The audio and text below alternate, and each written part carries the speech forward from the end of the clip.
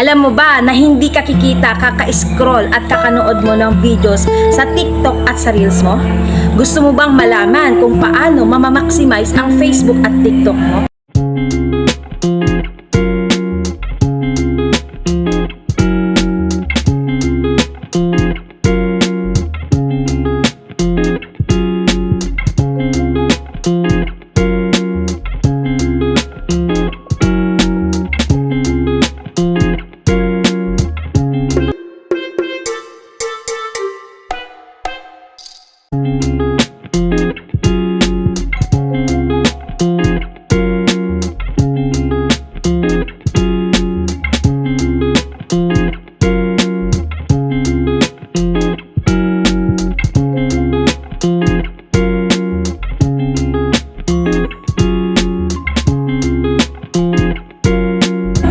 I-comment mo naman dyan ng how para maituro ko sa'yo kung paano.